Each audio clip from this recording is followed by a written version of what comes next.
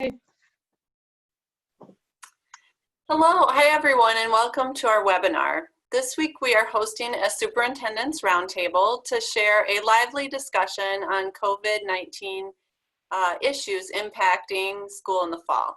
I'm Jennifer Smith, and I will be co-moderating for today's webinar, filling in for Jackie, along with two of our regular panelists, Shelli Anderson. Say hi, Shelli.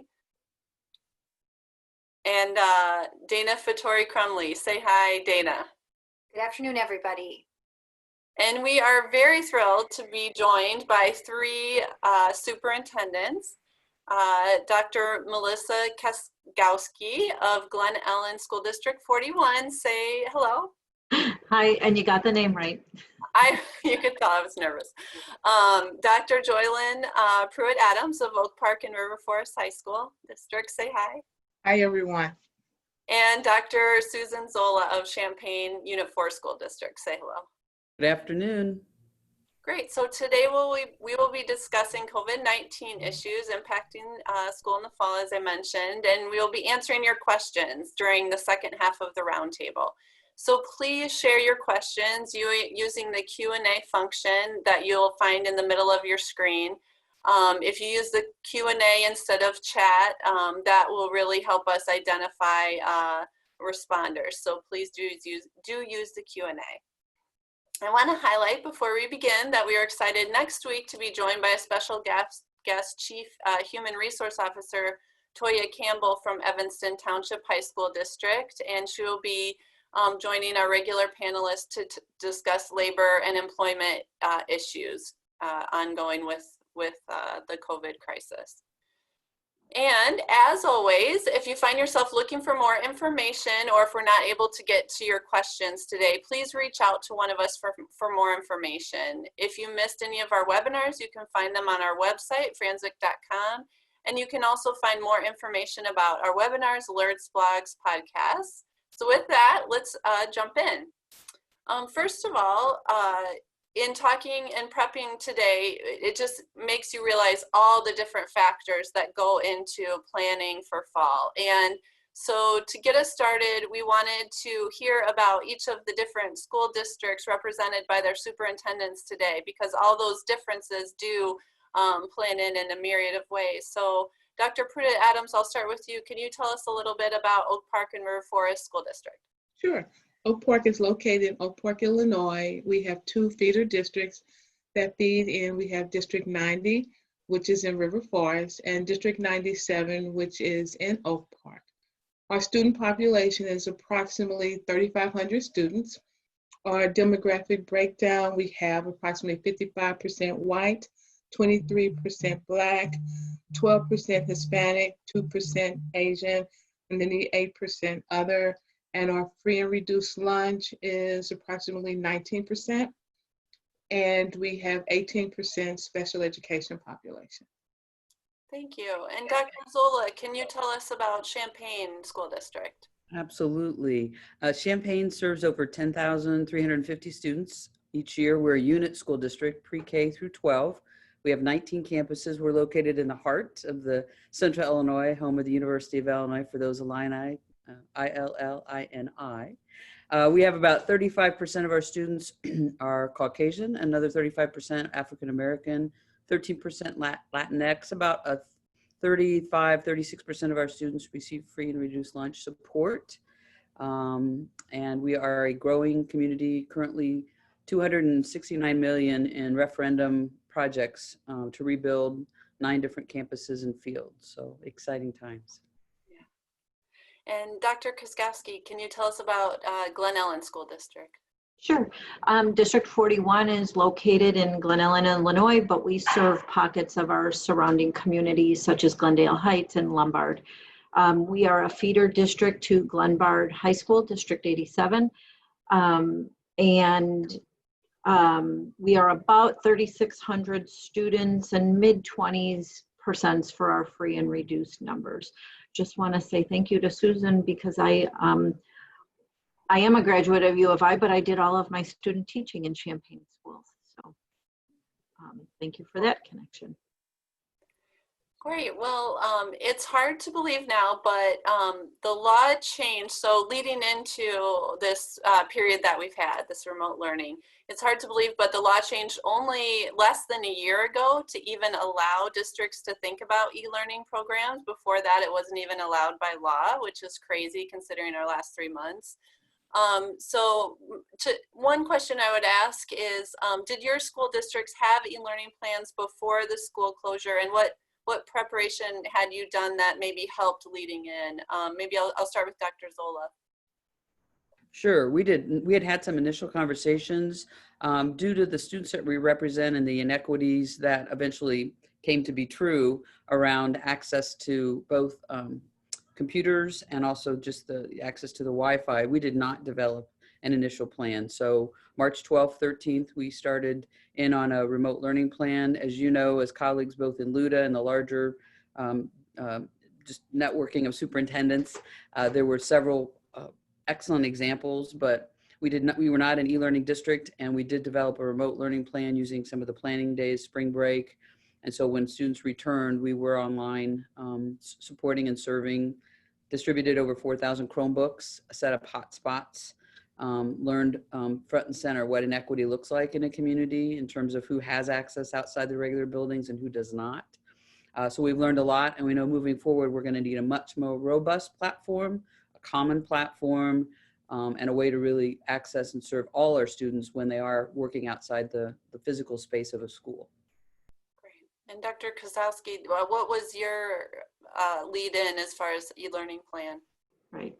District 41 did have a state-approved e-learning plan on file prior to COVID, which meant we also had to have an MOU, and board approval at that point was required for your e-learning plan. I think we had the same experiences, though. I will say having that plan in place allowed us to really just flow right into this, and had a starting point where you know, I know districts were really under significant pressure to pull that together. So it helped us very much at the beginning of the closure because all of that had been worked out, but our plan needed to be responsive and changed literally every week of throughout the closure. And we had the same experiences and feedback of, you know, needing those common platforms. You know, we went into it thinking more flexibility was better for teachers and families, and found that that actually made it a little bit more complicated. So, you know, that's feedback that we've received and heard and have responded to in the event that we're moving forward with remote learning. And Dr. Pruitt-Adams, what about you? Where was your starting place? Our starting place actually was the Thursday, March the 12th. When the policy came out and the law had changed, while we had board discussion, we had not moved forward with developing a plan. And as we started to hear more about the increase in COVID cases, we as a district knew that we would have to close even before the governor made the announcement. And so the administrative team, which included representation from the faculty senate, our division heads sat in a room one day and cranked out a remote learning plan that we immediately sent to ISB for approval. It was after the time frame that we had to have board approval. And so we actually went into e-learning on March the 16th, and then the governor closed school on the 17th. And so the confusion that came up for us was the first day was an e-learning, it was an emergency e-learning day, and then they switched to Act of God. And so the confusion for our families and our students was we took attendance the one day, and they were initially told not to take attendance on the Act of God days. And so that became a challenge for us when we switched back to then taking the attendance and wanting to hold our students accountable for being in session. Navigating platforms for our teachers to be able to use, the whole grading aspect was a challenge. And so we did make switches throughout. We did an early survey of our parents, our students, and our teachers of how that first week of remote learning went. and then over the course of the process made some adjustments.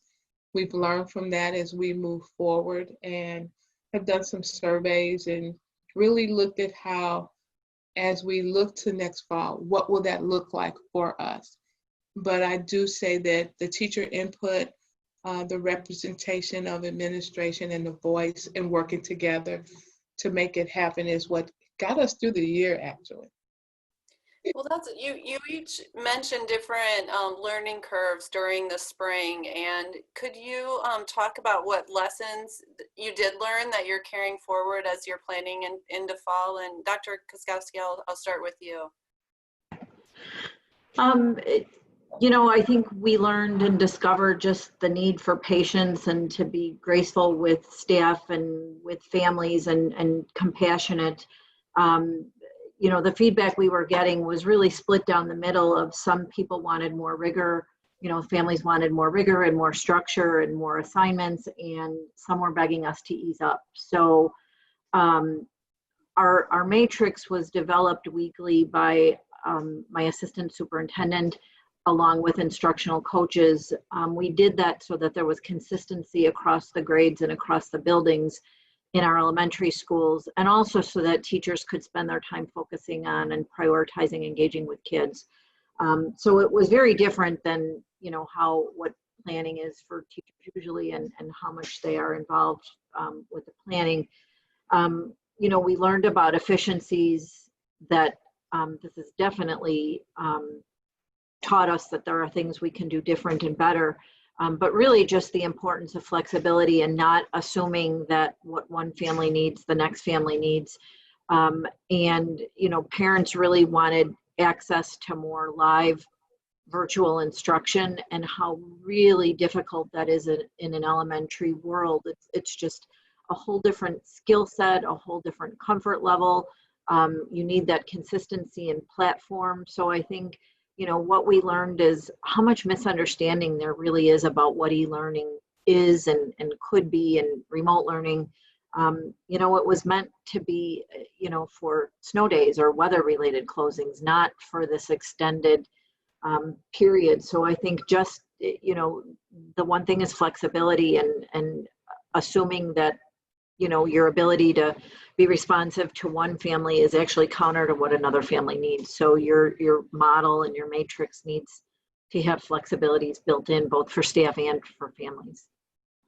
Thank you. And Dr. Pruitt-Adams, what about you? Are there any lessons from the spring that you're carrying forward? I would agree with my colleague that flexibility and understanding, and that finding the balance between meeting the needs of not only your students, but your faculty and staff as well. Because, you know, many of our faculty and staff have young children, and they were trying to homeschool them and meet the needs of their students.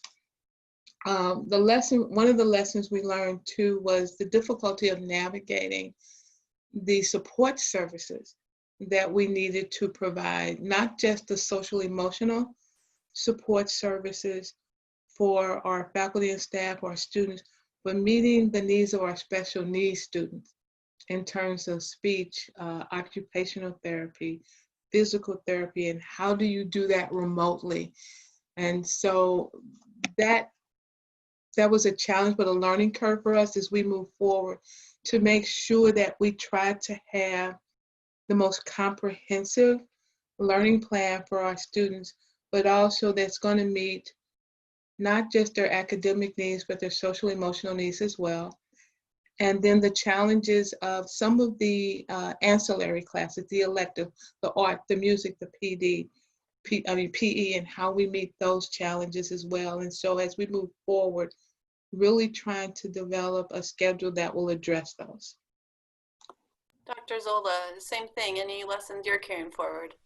I think people really are valuing public education in a way that they never have before in our communities. And I don't know that they realize what public schools do on a day-to-day basis. So beyond what my colleagues shared, we really saw a reality of that we feed our children breakfast and lunch. And so we started delivering 14,000 meals via drive-through and via mobile delivery.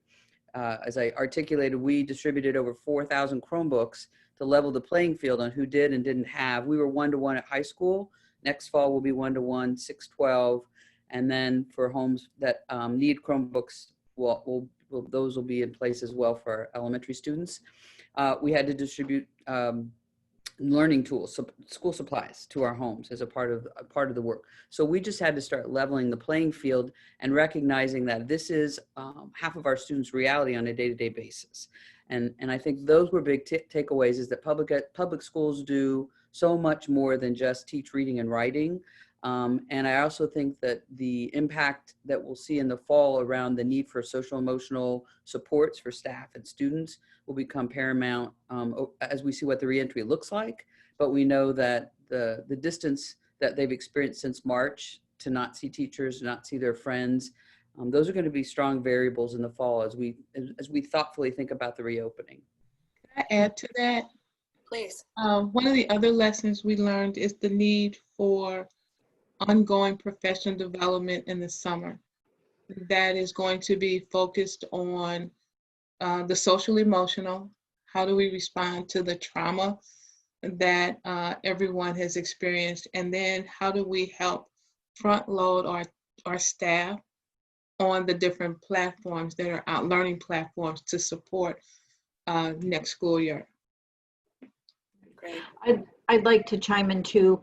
I think, some of the things that you just don't expect, it's to be planned for, things that you just can't plan for, and expect the unexpected, and really how much people step up when need be, and while I'm sure all of us received feedback on the quality of remote learning and what people thought it would be or expected to be or wanted, trying to convey to people what it really took to pull off what we did. And, we're a 1-to-1 district, but our elementary kids didn't take Chromebooks home at night. So we needed to run processes to put technology in kids' hands. And at a time when we had an exposure and our entire team had to go on a quarantine, and who we pulled together to make that happen, and people that you just wouldn't imagine stepped up and helped us to do things. But it's the part that, it's the pieces that no one saw.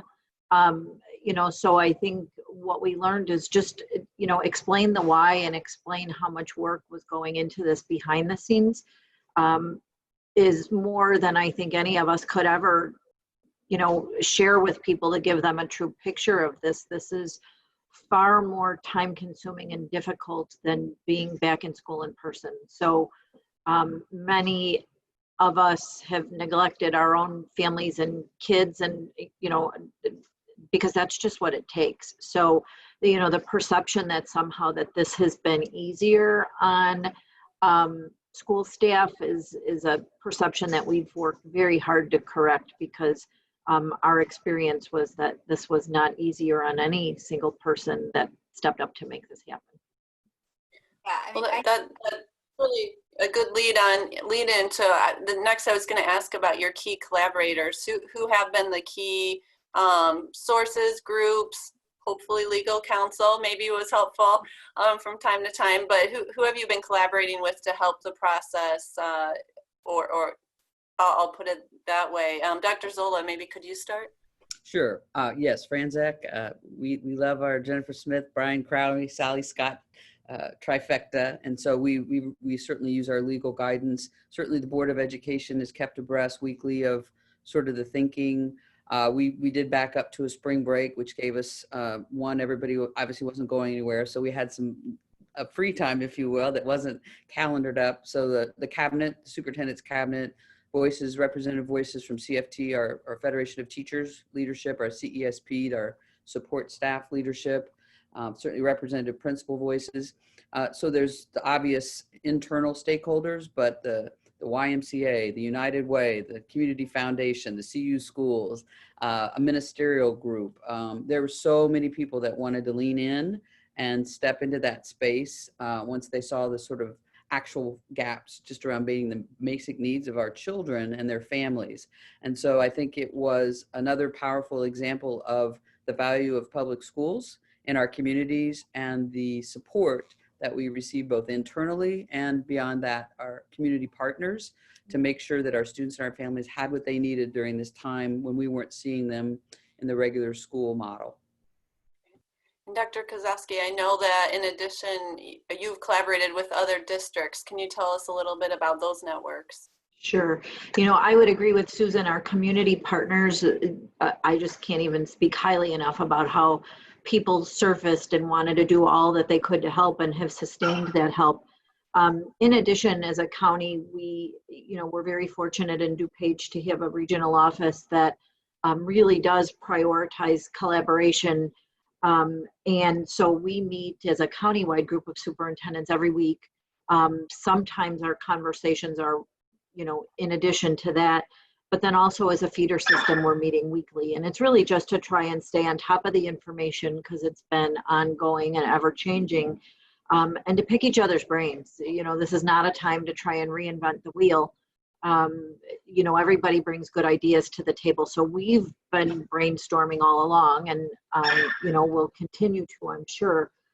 And again, our partnership with Franczek is invaluable. They're all on speed dial and all, it's just, I think the amount of collaboration just to get to the point that we're in now, and I only see it increasing as we move forward, has been, a really eye-opening experience of how much we all rely on each other to do this work, and will continue to. So that's been positive. Great. And, we might have our usual moderator, Jackie, might have accidentally hit the presenter link. So she's, that beautiful background is she's working remotely in Arkansas right now, but just wanted to acknowledge the other box on the screen if you're seeing that. So with that, I'll turn it maybe to Dana to take us into, well, first of all, I want to remind people this is your chance to ask questions. So don't forget to put questions in the Q&A. We will turn to that shortly, but we have some additional questions from registration that we plan. I'll turn it to Dana for that. So, right, I think this is the $10,000 question, is that we're shifting to reopening and what reopening is going to look like. So we've gotten a lot of guidance on reopening from various sources, from ISB, from the Illinois Department of Health, from the CDC, but no mandates. So when you have guidance and no mandates, what are the key factors that you're looking at as superintendents to sort of make this decision in the best way for your families and your communities? And I guess let's start with Dr. Pruitt-Adams. So I think we have some guidance. I won't say we have specific guidance, but we've received some. But I think each school district has to look at what is going to, first of all, meet the needs of the students and the families that we serve. And I think that's far and above. And then looking at, as you look at that, looking at some of the things we've already said with the guidelines from the CDC as a high school, we're looking at how do we get our students in and our staff into the building safely? How will we maintain social distancing? What types of academic programs will we be able to offer and be able to offer to the quality and the level that our students and our staff deliver and our parents expect?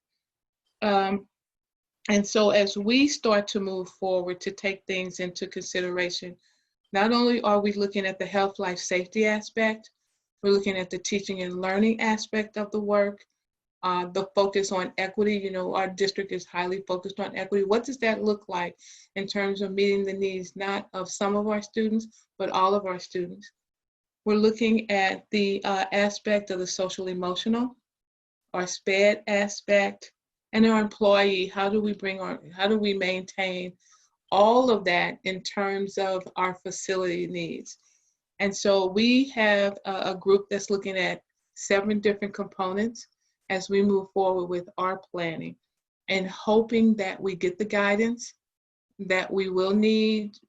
Right now we feel we're kind of treading new water as we move forward, hoping to get guidance not only on how and when school should open, but what the expectations are And we're also looking at the aspect of the physical needs of our students as well. Dr. Kaczkowski or Dr. Zola? I'm good. I would echo all of that. I think, really just waiting to see what's going to come out as guidance and what's going to be directive, because that'll really allow us, and I want to apologize for my noisy bird that you may hear chirping in the background. Once we know the directives, we can really accelerate our planning and then, start to engage better with our stakeholders. Knowing where we have some room for local decision making and what our must-dos are. So, the waiting is difficult, but I know, this isn't easy decisions to be made at the state level either. But the sooner we can know what is a directive and what will be up to local decisions, the sooner we can really start to escalate this work and bring the stress level down for our families so that they know what next year is going to look like and they can begin their planning process and bring the stress level down for staff.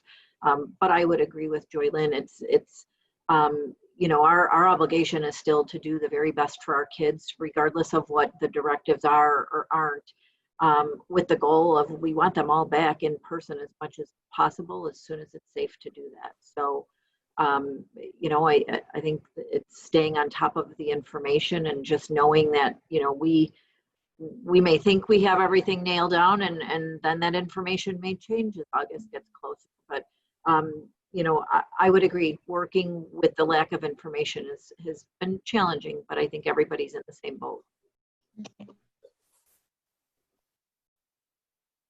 I would just, I would add, I think, and I sent another communication out yesterday, I think in the absence of clarity, people are creating their own narratives. And so as superintendents and boards of education, the more we can assure individuals that we have been thinking about this since whatever the formal last day of school might have looked like, or even pre that timeline. I know we've got a pre-K-12 instructional team that's been meeting behind the scene collectively, a high school instructional team, health, wellness, safety team, transportation, food service, employee expectations, communication. So all of that work is happening with the assumption, maybe yet today, right? The assumption that there's going to be some clarity around, what that looks like. And then because those efforts have been happening, and because, as we all are, we're reading what California is doing, we're reading what Virginia is doing, we're reading what, we're trying to sort of get an idea of sort of how this looks across the country. It at least gives us some placeholders until we get some clarity. And each community, we'll probably have some variations depending on who they're serving. And, as my colleague at the high school talks about the number of students with special needs, which, may be a little different than we transport 5,000 students each day. So I can't do an A and B during the same day because I couldn't physically get my students to and from school. And so so just the practical reality of your situation. And right now, I think in the absence and the emotional high and energy that people are feeling, they're just really pressuring superintendents and boards to give them a plan. And we so want to do that, but we want to also give them a thoughtful, accurate, aligned to what is expected by both the state superintendent, the governor, the public health guidance. So it's finding that balance. I promise you, we do not all have plans hidden under our desk, just waiting. Yeah. But we are working behind the scenes. I think one thing that you said that I really think from when I hear it as an attorney that really resonates with me is making sure, even if you don't have a definite plan, to work on the narrative that you're sending to your community. Yeah. Because I think when you think about, people that are upset and then that leads to litigation, it's really the absence of information is worse than anything, because it allows people's minds to just travel in ways that may not always be positive or productive.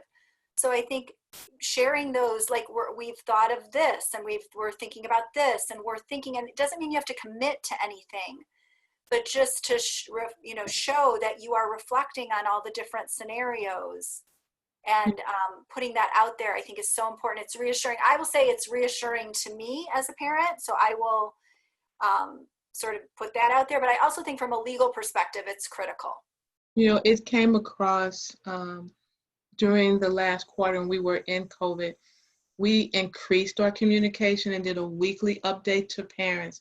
And that was one of the positive notes in the survey that we received, was that they appreciated the ongoing communication. And so it is critical. But I also think it's important to note to the parents who may be listening that we do understand their desire for a response, for a plan. And as we've said, we are working on it.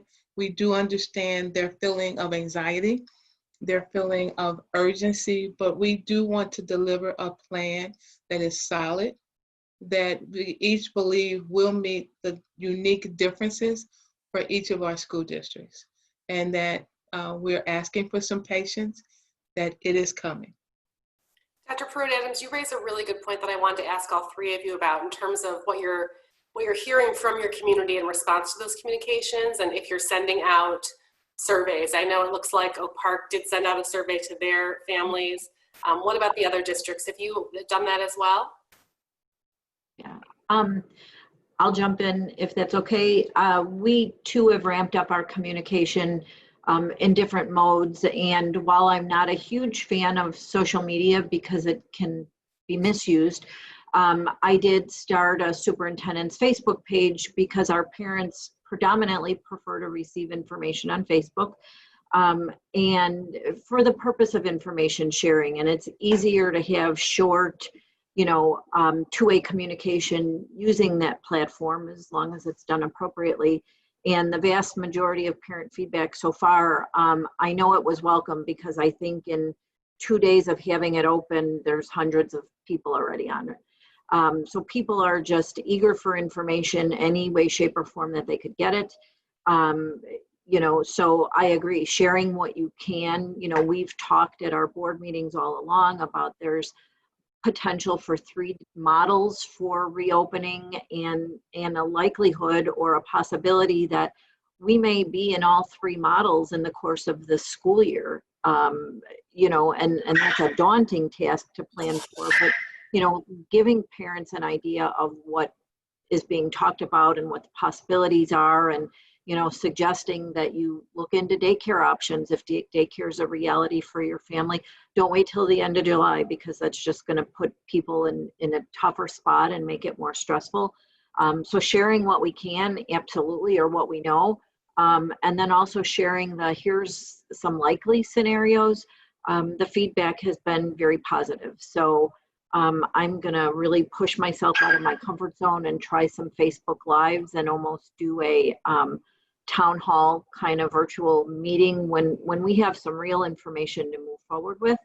So I think, the community is just, waiting as patiently as possible under, unimaginable stress, I think, right now.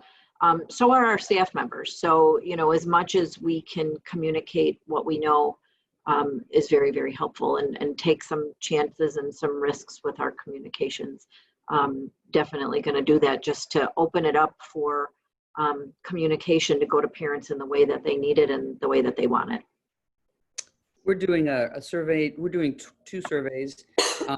It's a great example, right, of how our communities are so different. So our survey is currently being translated into French and Spanish, and it'll be able to be used not only on a computer but on a phone, because some of our families need to be able to have that level of a platform. So we're doing a survey that may go out tomorrow, if not early next week, and then the 3rd week in July to get a second, I hate to say temperature check because it feels like that may not be the right language, but another opportunity to check in with our families and get a pulse as we, again, have more clarity at that point. So I do want to note that we also surveyed our students and our staff, and we did a survey at the onset of remote learning. We did it at the end, and also our faculty senate, which is our teacher negotiating unit. They also did a survey. Dr. Pruitt-Adams, that actually leads to another question that's kind of burning on my mind as kind of the labor and employment attorney on the panel here, is while you're planning for reopening and all the, the 3 models that everyone seems across the state to be looking at, how involved have you had your unions kind of from the beginning? Or is this something you're discussing kind of at the administrative level and are then going to bring them in? I would love to hear. I know, Dr. Pruitt, you want to start with this one? Sure. Our Faculty Senate Chair has been involved along the way. She was actually a participant in developing the e-learning plan. At the onset, we entered into an MOU, memorandum of agreement, I'll say MOA, with our governing bodies at the onset for overtime and so forth as that, for our buildings and grounds, with our secretaries and so forth as well. And as we've moved forward planning for the year, our Faculty Senate Chair is actually a co-chair for 2 of the subcommittees, as well as we have teachers who sit on each of our subcommittees. And there's a weekly update that she presents to the vast body of the faculty. And as we move forward, we know there are some components that we will have to continue to negotiate, but they are actually taking this journey with us. We have a very positive working relationship with both the Champaign Federation of Teachers and the support staff as well. Our assistant superintendent meets weekly with both groups, and so obviously this has been a standing item. We also have areas of consultation where board leadership meets with the union leadership, and we've added some additional meetings this summer. We normally wouldn't meet as often, and so obviously those are key voices and key players. They represent about 2,000 employees between the 2 groups. And so significantly important as we're talking about expectations for employees as a part of the reentry reopening plan. Right. I would echo the same. This has been a very collaborative process. We've met continually, but I would say the biggest benefit has been just problem solving, remote learning. Each week, I would like to think our parents and students experienced that it improved and got better, and that was largely because everybody was putting their heads together and being very responsive to teacher needs, because that actually improved things for kids, and being responsive to parent concerns and requests, and navigating between all of that. So I'd like to think that that collaboration made us better each week as we continue to roll this out and make changes. And we've been in ongoing conversations, waiting for, as I said, directives and guidance, and we've shared that the circle will widen as we have more answers. And so what will be board decisions, we'll start with board decisions, and what needs to be bargained will be bargained. And then really the nuts and bolts of how it will all work will be done departmentally. So teachers will be instrumental in that. But the circle widens as you're able to firm up pieces of your plan, but it can't work unless it's collaborative, in my opinion. Follow up on just the remote learning work, because I think that's something that has to continue regardless of any scenario, even coming back. And so what have been sort of the specifics that you're talking about with remote learning in terms of making it better? I've heard, when we talked before, you guys had mentioned things like synchronous instruction and trying to increase that. And what are some of the things you've put in, and how have you overcome some of the challenges to get those improvements? For us, the improvements have really been based on teacher feedback and parent requests and parent feedback, and being responsive to that. So knowing that teachers were developing a skill set in a virtual world that they didn't have when we went into this, and their technology skills were in different places. So what some people found challenging, others didn't. So trying to step in and support, we really did that down to a team level. Instructional coaches were key in that. Just colleagues were key in terms of, I'm more comfortable creating an instructional video for my team. My other teammate is more comfortable doing this. So using people's strengths and gradually seeing how vastly that changed across the time, and how people's confidence level grew. We've talked about needing more consistency in terms of a platform, so that Parents knew how to best support their kids. What platform are you using? If that looks vastly different between the grade levels or across buildings, it makes it much harder for kids and parents. So learning, to tighten that up. It's just, there's a benefit that comes with experience. And so each week it was just a matter of what jumped up that was unexpected and how could we address it or improve on it. And I think ongoing remote learning, whatever that would look like, starts from that point of it's based on everything that we learned about, remote learning up till now, waiting to see what that committee comes out with in terms of remote learning 2.0, what kind of guidance they give there. But again, that it's a continuing, it's a work in progress, just like instruction is every day when you're in person. Remote learning is no different.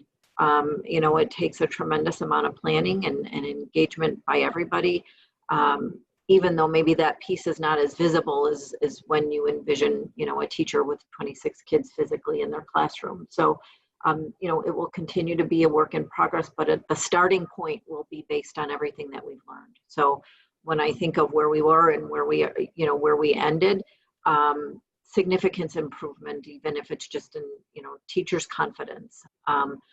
But I think the feedback that we've also heard from students at our junior high level is they truly miss the hands-on opportunities that, aren't going to happen remotely the same way they do in person. So, keeping that in mind in terms of what do we plan for if we're back in some sort of a blended model, that we keep what we're hearing from kids in mind as we plan that as well. And then turning to the physical facilities, Dr. Zola, I know you have massive construction projects, unrelated to COVID, but now are you thinking when you're planning about your physical spaces, what factors or what are you looking at for the fall? So we, similar to probably what you would see if you went into maybe a restaurant or a shop at this point, right? The entrance exit. So this is going to be the entrance doors. Again, we have purchased the ability to do some temperature checks. We obviously also have some other ways that we can do that, right? But we know that has its own sort of level of concern. So, but yeah, entrance exits. I almost think at the elementary level, as we talk about elementary campuses, we see it almost as a self-contained classroom model in reopening, right? So I go into my 3rd grade classroom and I stay there a good part of the day. My breakfast on a cart comes, my lunch, my teachers are moving. The adults are moving way more than the kids are moving, which obviously has its own. And again, at 50% capacity, we're talking about 10 students, 11 students in a room at any one time. We have plenty, or we've purchased enough electrostatic cleaners that we can be cleaning throughout the day and the evening, looking at some extra custodial for evenings, weekends. I know there's some districts are even looking at having students or having a day, if they're on remote, that the whole buildings are re-cleaned. So just think about the safety, the cleaning. Are they bringing their own masks? Are we providing their own masks? How do we clean the desks as a part of that? So food, we've done breakfast in a classroom for a while. So we have a pretty good food service model where we can deliver food for breakfast and again for lunch. It sounds like we're going to have about 50 students eligible on buses. And again, with 5,000 students, do we have enough buses when we run the routes already twice in the morning and twice? And then partnering with our MTD, our mass transit, who transports our middle and high school students on sort of what that structure would look like. So in terms of safety and wellness, and I know we've talked about it briefly, but we actually have a whole section on social emotional needs for adults as a part of the safety wellness section. Because we think that how individuals are going to reacclimate and what that's going to feel like for students with a mask in a room for a good part of the day. We think that that all has a layer around returning to the actual physical space called school. Yeah. And Dr. Pruitt-Adams, at the high school level, some of these these challenges multiply in that you have so much movement. What are you thinking about that might be different at the high school level? We do have construction going on. And so there were going to be portions of the building already compromised due to that. And so on any given day, we have approximately 3,500 students. And so then you take the staff to educate. And so some of the things, and we have a building that is over 100 years old. And so the classroom dimensions are not, they were not geared towards spacing in new classroom and construction. Handicap accessibility has already been a challenge for us. And as we move forward with social distancing, and how do we get our students and our staff into the building safely is one. So we're identifying doors. Right now we have over 9 different entryways for students to come in, and we realize we're going to have to condense that in order to do the temperature checking or the checklist. We too have ordered temperature checks. We've ordered PPE so that we have masks for our students and for our employees, so that we are assured that they have those. As I said, our high school is like a small college campus. And so we have multiple courses that are not grade specific. And so even trying to develop a schedule, if it's a hybrid, for an A day, B day, on any given day, we have approximately 1,500 kids in the building. And how do we provide social distancing? As we looked at classroom setup, some of our classrooms are the size that we cannot get more than 5 kids in a classroom at any given point in time and maintain social distancing and what we've been told by the health department as a pathway for students to even navigate into a classroom and out of a classroom and maintain social distancing. Just so trying to figure that out and how our students navigate the hallways when they're changing classes, restrooms and so forth, the cleanliness of offices, lab materials when kids come out of labs, the time to do that.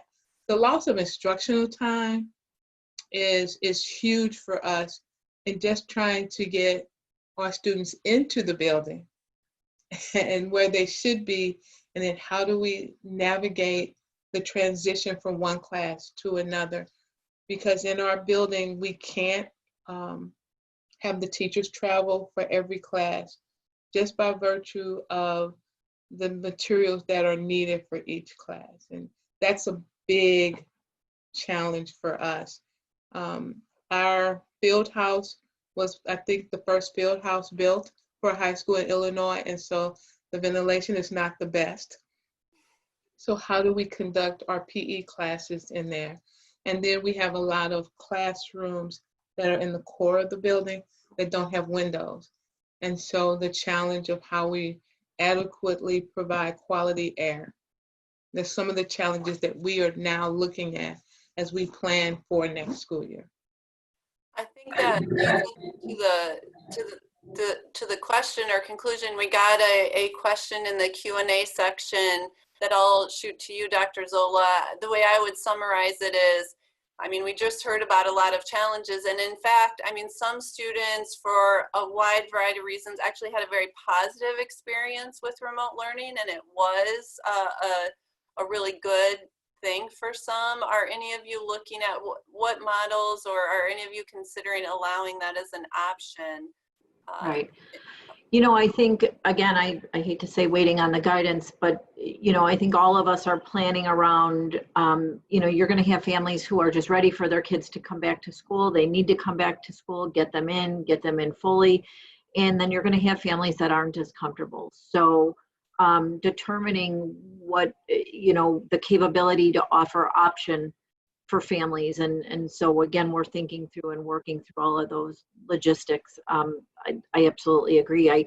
I share the sentiment, the concern about lost instructional time, because every one of the CDC requirements, guidelines takes time.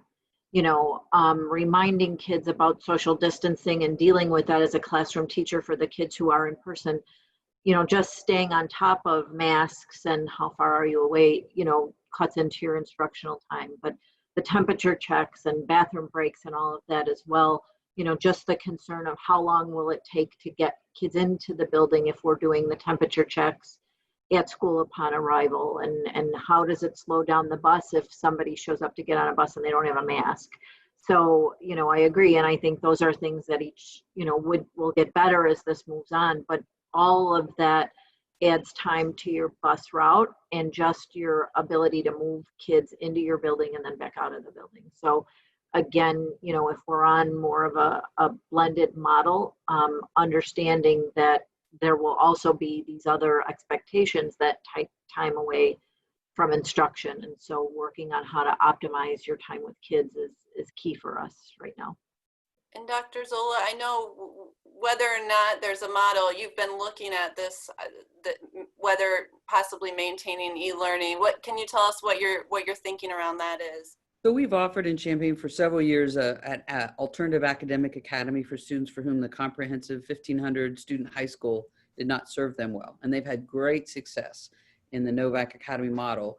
And I think I'm always looking for the opportunities in these situations, right? So might it be time for us as school professionals, this is my 37th year, to have an open conversation about, does the structure of school, the way we all know and deliver it, really meet the needs of our students?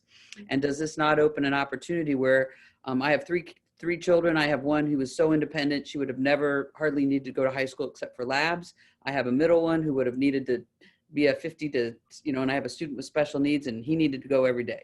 And so I think it's a great opportunity, not in the fall, but at some point in the near future to really revisit the structure of school and how that might look different to better align and meet the needs of our students. So a much broader conversation down the road, but I think it does have some value. One of the things we're looking at as we move towards planning for next year is a student support service model for those students who need to be on site, or as some of the things I said are special needs students who need that one-on-one when they're taking their assessments. And so we're looking at how we can provide that if we're remote, and how we make that happen so that the supports that our students need to be successful for those who need that are there, but that's still in the works.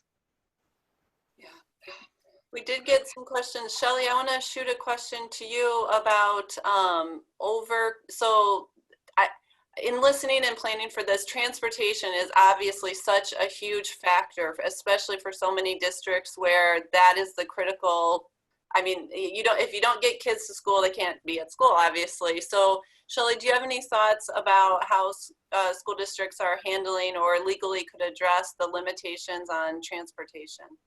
Sure, I will probably just say something briefly and then open it up to our superintendents, because we did have kind of a robust conversation. We were planning for this around it, and really the idea of, if we are permitted to have 50 kids on a bus, even if they're all wearing masks, what does that then do to this concept of them coming into the building? If we were to keep them separate, haven't we already kind of undone what we're working toward if they've all been together on those buses? And I know, Dr. Zola, you had kind of I know you bus a lot of kids. It was something kind of central to you. I don't know if you want to speak to what your thinking is around that. I had a colleague that said they thought it might be a floating petri dish, but I don't know that that's a helpful next step in terms of, obviously you're gonna space students out. You're gonna keep families together. You're gonna pre and post clean, between, because we bus over 5,000 students, so we have AM and then we have a second AM route and so on. And I wonder if there'll be some families that just choose not to opt to use the bus service and may opt to transport their child. So I've heard some families that said, it's a convenience for me, but not a necessary one, which also may see a reduction. And then again, depending on if we're in a blended model where only 50% of the students are coming for that week, that might help us as well. I think everyone's trying to really be thoughtful about how to keep students safe from the time. There's even questions about the masks, a mask that I put on at home and then a new mask, right, when I get off the bus and enter the building.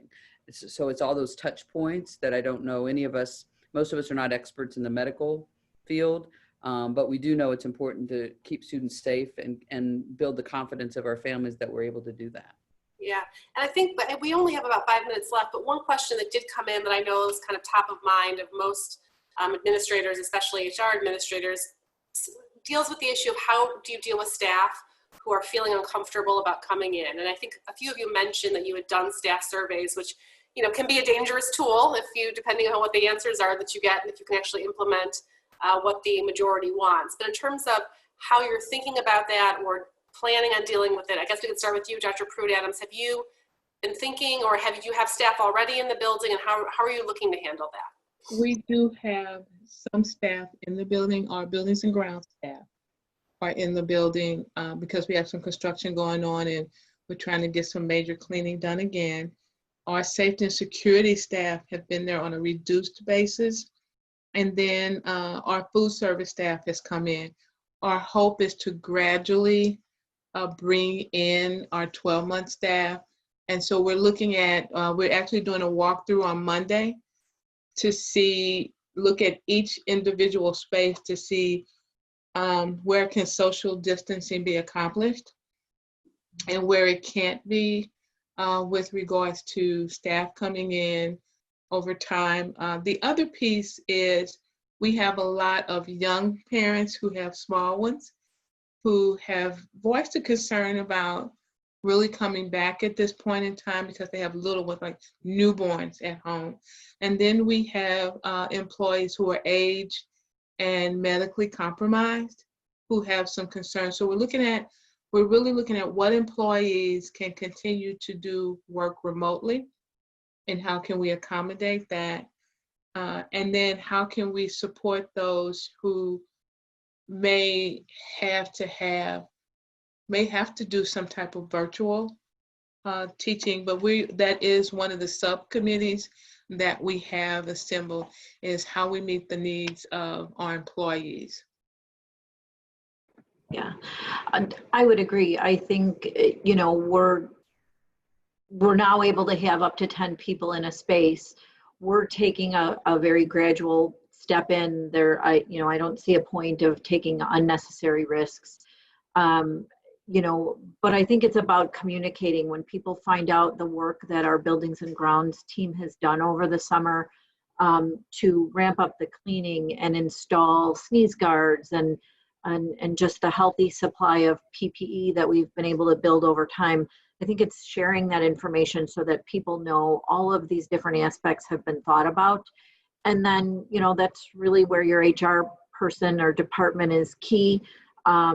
In working with people who have genuine concern or genuine issues that make coming back into a space more complicated, and that's where we pick up the phone too and call for guidance and support with that. But I think most of the time it's the fear of the unknown, and so if people don't know the work that has been done or the thinking that's gone into things, they've got much more fear about returning.